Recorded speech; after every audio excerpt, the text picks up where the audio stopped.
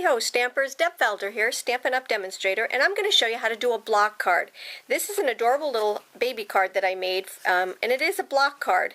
It does lay flat to go into an envelope. You just push it down and it fits right into an envelope. I've made quite a few embellishments on it, and I want to just show you how to make it. They're very fast, very easy. You can get as meticulous as you want as far as the embellishments go, but it is a very fast card to do, and just a lot of fun. Here's one that I did with more of a shabby chic look, and it's got a little rosebud right here on top, and just done with our designer series paper. This one had quite a bit of stamping and punching out and whatnot, but I just love the way it came out. I'm doing one of these for my mom for Mother's Day, and I have a little baby that I have to give a gift to, so I thought I would give the baby this right here.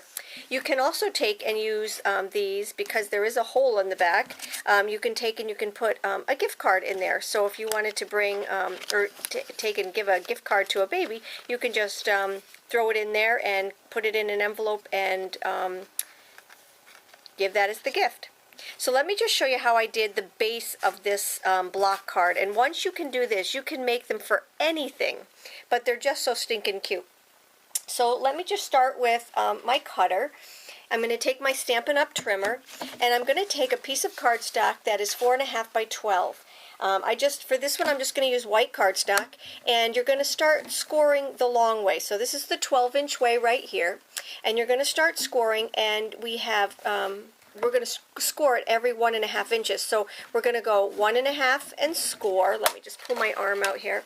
We're going to go 1.5 and score right here, and then we're going to go to 3, and then 4.5, and then we're going to go to 6, 7.5, 9, and then 10.5. And then what I'm going to do is I'm going to turn it 180 degrees, and on the short side I'm just going to take it, I'm going to score at 1.5 and then again at 3.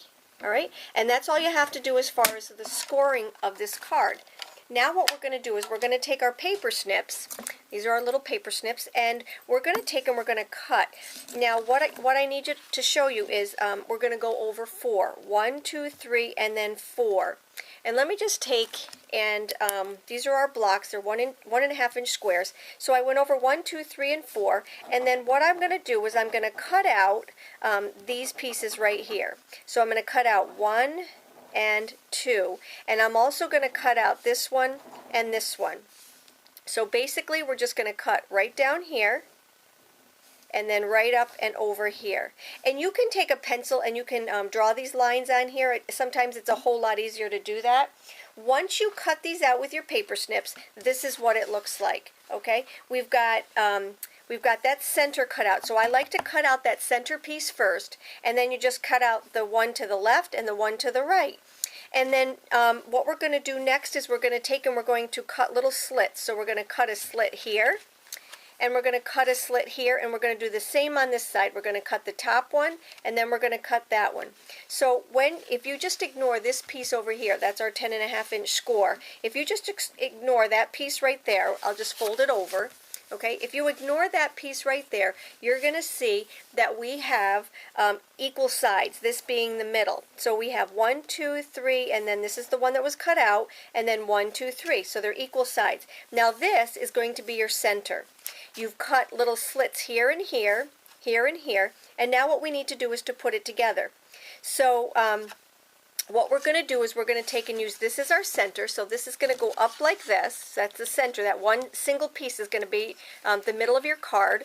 And then what you're going to do is you're going to take and you're going to put adhesive on this part right here, and you're going to glue that one together. Well, let me just do that for you so you can see what I mean.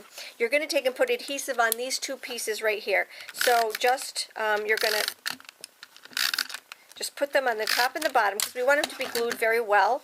Alright, so what we're going to do now is, remember, this is our center point. We're going to just fold it right there.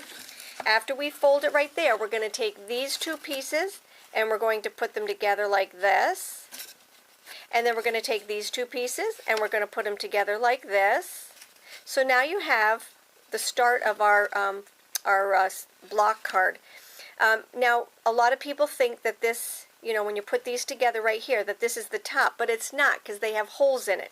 What you'll see is this open piece right here. And if you just remember that that's the back side of it, you now have your steps. So here's the back side of it, and then here's your step. But we have one more thing to do. We have one more closure that we have to put together. And you can't do that because there's no lip on it. So what you have to do is you have to cut another piece that's 4.5 by 1.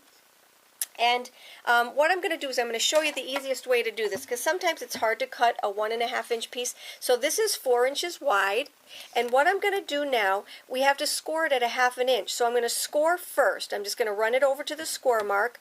I'm going to score it at 1/2 inch, and then I'm going to run it over to the inch mark, and I'm going to cut. Because if you try to cut and then score, sometimes the paper's too small and it turns a little bit when you're trying to do it. So if you do your score mark first and then bring it over to your 1 inch mark and cut, you have this little divider thing. Okay, now what we're going to do is we're going to add that to our backing. So I'm going to take my adhesive, or my silicone mat. I'm going to try my new glue. This is our Fast Fuse, and our Fast Fuse is supposed to be stickier than our snail adhesive. And you're just going to take and you're going to run it down both sides of the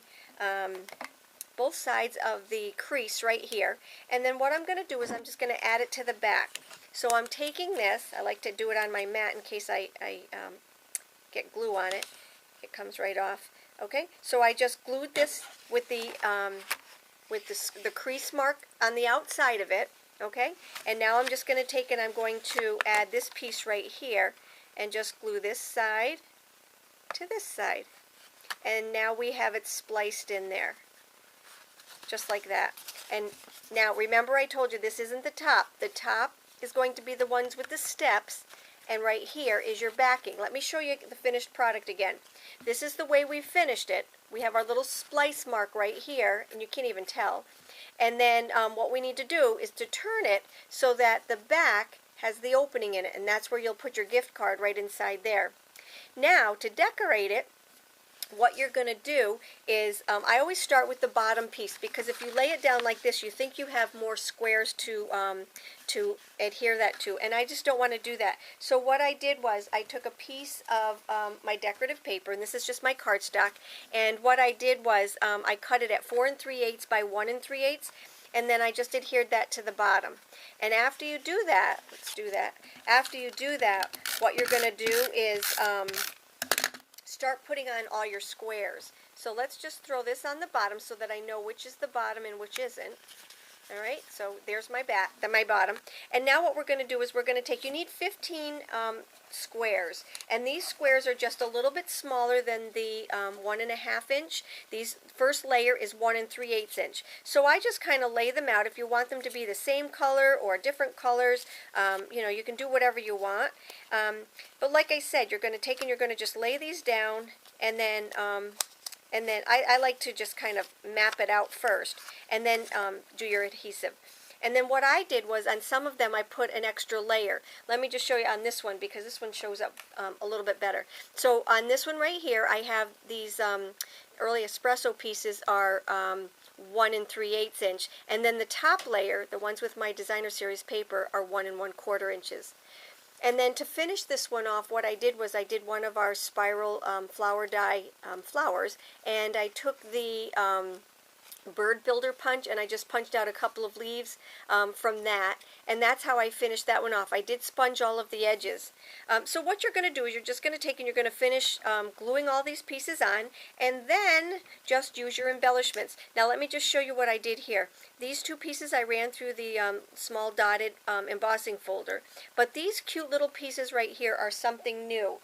The 1, 2, 3 right here, the 1, 2, 3, is from these new framelits. Okay, these are file tab edgelit dies, but they come with a little 1, 2, 3 on them, and they're absolutely adorable and the perfect size for this. And then the stamp set that I used is also new in the catalog, and it is a bundle. It's called Something for Baby, and here's the stamp set.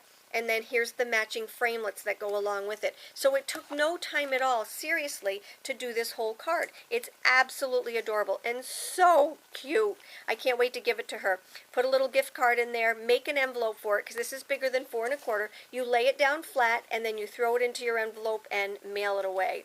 So I hope you enjoyed my post. I will have the written details out on my blog, so hop on over to that so you can see it. And if you have any questions, just let me know. Take care and have a great day.